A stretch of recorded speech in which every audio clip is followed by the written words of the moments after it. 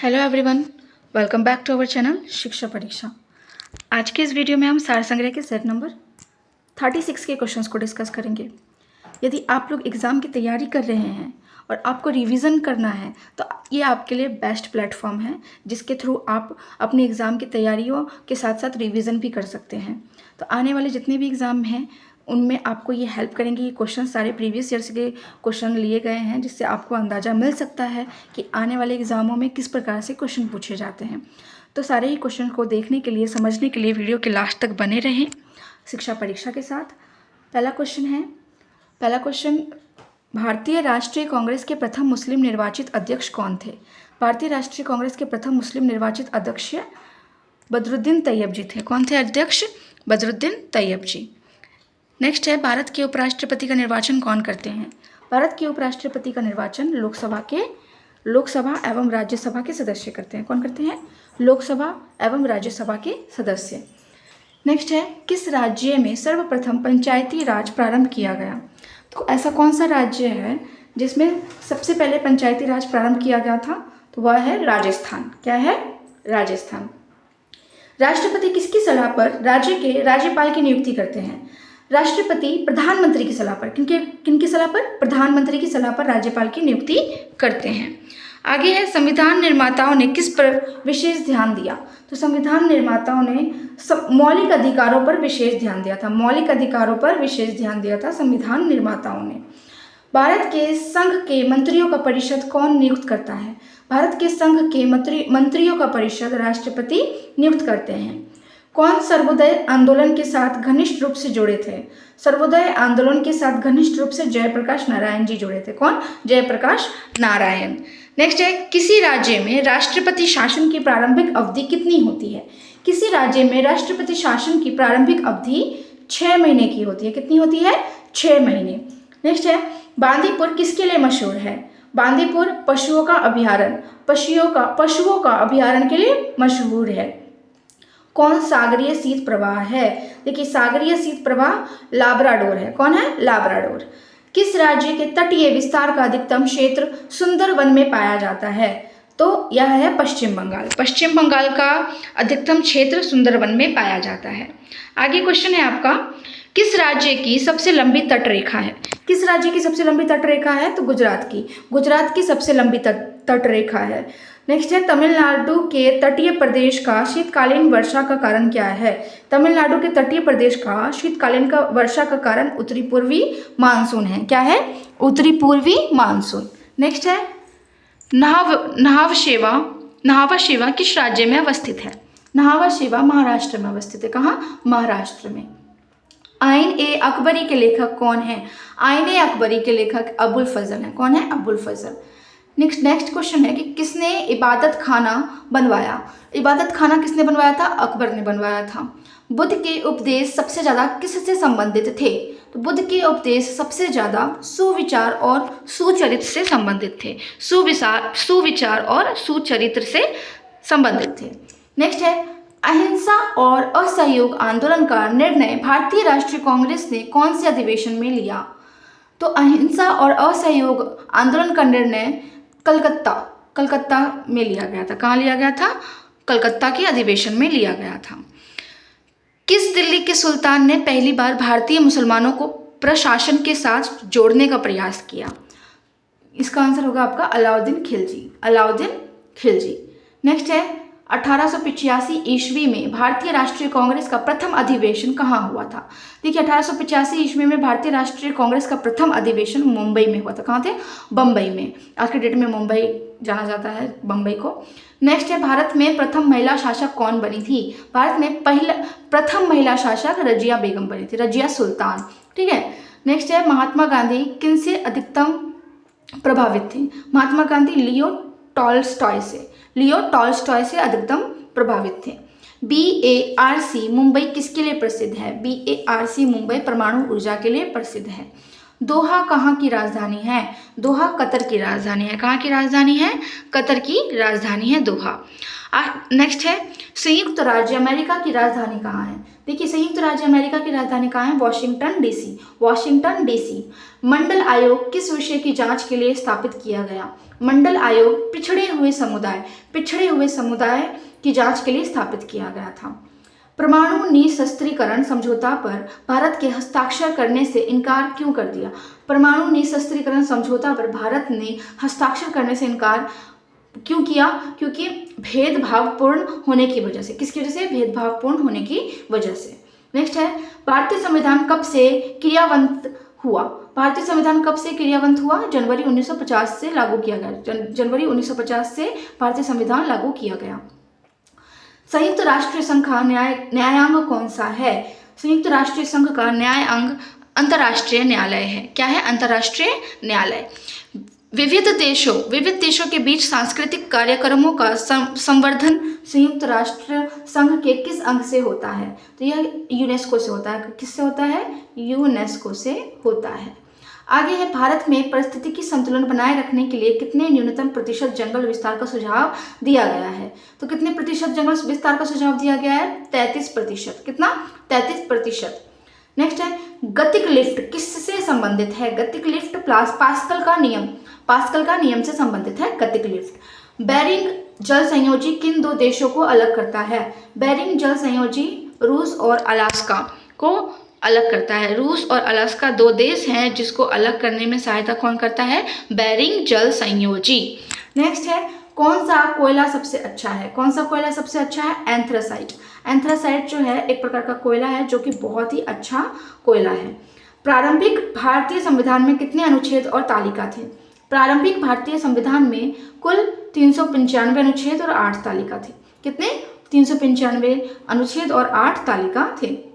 भारतीय संविधान की धर्म प्रस्तावना में किस संशोधन से समाजवादी धर्मनिरपेक्ष शब्द जोड़ा गया है? तो यह 42वें संशोधन अधिनियम से जोड़ा गया है। किस देश की प्रेरणा से भारतीय संविधान के प्रणेताओं ने मौलिक कर्तव्य प्रदान किए? तो सोवियत संघ से भारतीय संविधान के प्रणेताओं ने मौलिक कर्तव्य प्रदान किए थे। आगे है, भारत की आज़ादी के समय ब्रिटेन का प्रधानमंत्री कौन था? भारत की आज़ादी के समय ब्रिटेन के प्रधानमंत्री क्लेमेंट रिचर्ड एटली थे। कौन थे? क्लेमेंट रिचर्ड एटली। भारत में स्थानीय स्वायत्त सरकार के संस्थापक कौन थे? भारत में स्थानीय स्वायत्त सरकार के संस्थापक लॉर्ड रिपन थे। कौन थे? Lord Ripon. 1935 के भारत सरकार का अधिनियम किस निर्णय से संबंधित है? 1935 के भारत सरकार का अधिनियम प्रांतीय स्वायत्तता से संबंधित है। टीपू सुल्तान कहाँ का शासक था? टीपू सुल्तान मैसूर का शासक था। कहाँ का? मैसूर। किस ग्रह के कोई उपग्रह नहीं है? देखिए, ऐसा कौन सा ग्रह है जिसका कोई उपग्रह नहीं है? तो वह है बुध और शुक्र। बुध और शुक्र का कोई उपग्रह नहीं है क्योंकि ये सूरज के अधिकतम पाए जाने वाले ग्रह होते हैं जिनकी वजह से इनका किसी प्रकार का कोई उपग्रह नहीं है। चंद्र ग्रहण कब होता है? चंद्र ग्रहण कब होता है? जब चंद्रमा और सूर्य के मध्य में पृथ्वी होती है। चंद्रमा और सूर्य के मध्य में पृथ्वी की होने की वजह से चंद्र ग्रहण लगता है। छोटा नागपुर पठार किस राज्य का भाग है? छोटा नागपुर पठार झारखंड के राज्य का भाग है। हिमालय पर्वत प्रदेश के अलावा भारत का उच्चतम शृंग कौन सा है? हिमालय पर्वत प्रदेश के अलावा भारत का उच्चतम शृंग गौरी शिखर है। कौन सा है? गौरी शिखर।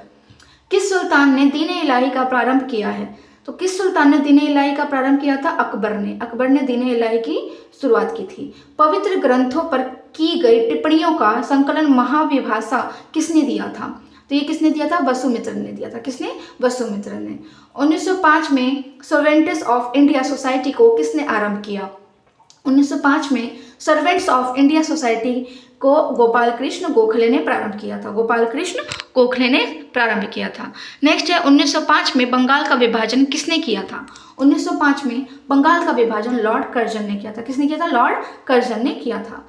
नेक्स्ट है, ईस्ट कोशिकाएं किस में अधिक होती हैं? ईस्ट कोशिकाएं विटामिन बी में अधिक होती हैं। पक्षियों की उत्पत्ति किससे होती है? पक्षियों की उत्पत्ति नॉन कॉर्डाटा से होती है। किससे होती है? नॉन कॉर्डाटा से होती है। आगे है, हृदय के मध्य सतह को क्या कहते हैं? हृदय के मध्य सतह को हृदय आवरण कहते हैं। क्या कहते हैं? हृदय आवरण।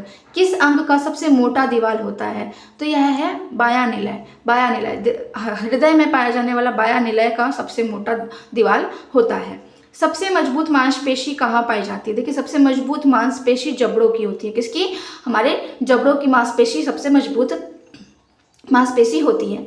नेक्स्ट है, कौन सबसे मजबूत उपस्थिति होती है? उपस्थित। उपस्थित जो है आपके रेशेदार उपास्थि। रेशेदार उपास्थि सबसे मजबूत उपास्थि होते हैं। ऊंट का कुबड़ क्या होता है? ऊंट का कुबड़ संयोजी उत्तक होता है। क्या होता है? एक प्रकार का संयोजी उत्तक। कोलेजन रेशा कैसा होता है? कोलेजन रेशा कैसा होता है? सफेद होता है। आवर्त सारणी का लंबा रूप किस पर निर्भर करता है? आवर्त सारणी का लंबा रूप परमाणु की संख्या पर निर्भर करता है। किस पर? परमाणुओं की संख्या पर निर्भर करता है। यहाँ पे देखिए, यहाँ पे किस प्रकार से आबोव नियम है ये 1s2 2s2 2p5 3s1 संरचना किसको प्रदर्शित करती है? ये किसको प्रदर्शित करती है? नियॉन को। किसको? नियॉन को। ये नियॉन का आबोव नियम के थ्रू क्या किया गया है? संयोजकता निकाली गई है, जिसकी वजह से यहाँ पे हम देख पा रहे हैं।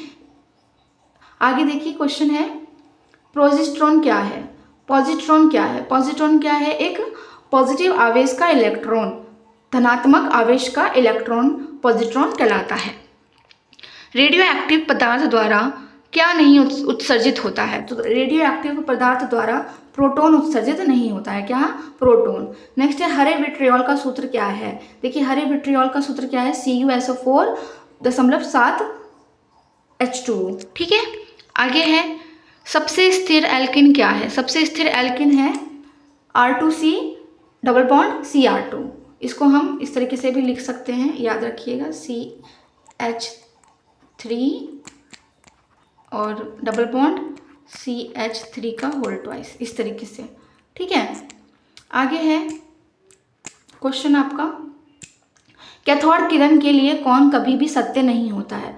कैथोड किरण के लिए इनकी गतिज ऊर्जा होती है। इनकी गतिज ऊर्जा सत्य नहीं होती है। आधुनिक भौतिक सिद्धांत क्या प्रदर्शित करते हैं? आधुनिक भौतिक सिद्धांत केवल अवशेषित कण तरंग व्यवहार दर्शाते हैं। केवल अवशेषित कण तरंग व्यवहार दर्शाते हैं।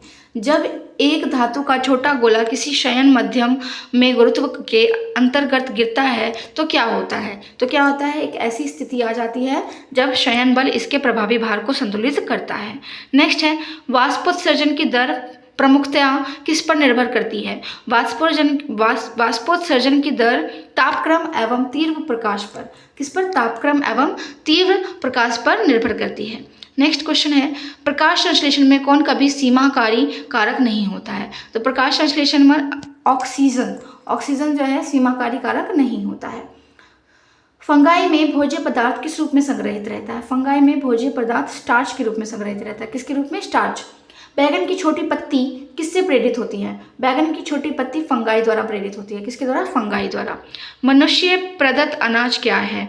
मनुष्य प्रदत्त अनाज एक ट्रिटिकेल है। क्या है? ट्रिटिकेल। राष्ट्रीय उद्यान किसको सुरक्षित रखता है? राष्ट्रीय उद्यान संपूर्ण पारिस्थितिकी तंत्र को सुरक्षित रखता है। कौन सा हार्मोन फलों को पकाने के लिए जिम्मेदार है? तो एथिलीन। एथिलीन एक प्रकार का हार्मोन है, प्लांट हार्मोन है, जो फलों को पकाने में सहायता करता है। यहाँ पे देखिए 0.001 NaOH के pH का मान क्या होगा? तो क्या होगा इसका pH का मान? 10 होगा। क्या होगा? 10। सुहाग मन का परीक्षण मन का किसके निर्माण पर आधारित है? तो सुहागा मन का परीक्षण मन का किसके निर्माण पर आधारित है? तो यह मेटाबोरेट धातु पर आधारित है। देख पा रहे हैं आपके किस प्रकार से क्वेश्चन पूछे जा रहे हैं एग्जाम में। तो ये सारे ही क्वेश्चन जो आप देखिएगा यहाँ पे, तो आपको आगे चल कर के एग्जाम में प्रॉब्लम नहीं होगी कि किस प्रकार से क्वेश्चन पूछे जाते हैं। नेक्स्ट है, पानी की अस्थायी कठोरता किसके कारण होती है? तो पानी की अस्थायी कठोरता कैल्शियम एवं मैग्नीशियम के बाइकार्बोनेट के कारण होती है। किसके कारण? कैल्शियम एवं मैग्नीशियम के बाइकार्बोनेट के कारण। नेक्स्ट है, शीशा के धीरे धीरे ठंडा होने का क्या कहते हैं? शीशा का धीरे धीरे ठंडा होने को क्या कहते हैं? अनीलीकरण कहते हैं। क्या कहते हैं? अनीलीकरण।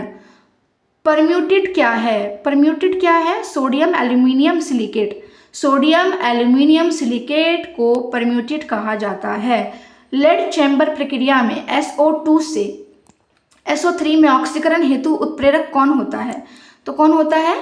V2O5 वेनेडियम पेंटा ऑक्साइड, क्या होता है इसका नाम? वेनेडियम पेंटा ऑक्साइड V2O5। नेक्स्ट है तापयनिक, तापयनिक उत्सर्जन किसके समतुल्य होता है? तापयनिक उत्सर्जन किसके समतुल्य होता है?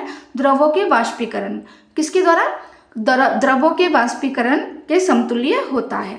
तो ऐसे ही इसी के साथ हमारा वीडियो कंप्लीट होता है और आपने देखा ही होगा कि किस प्रकार से क्वेश्चन पूछे गए हैं और ये इसी से आपको अंदाज़ा मिल सकता है आगे किस प्रकार से क्वेश्चन पूछे जा सकते हैं।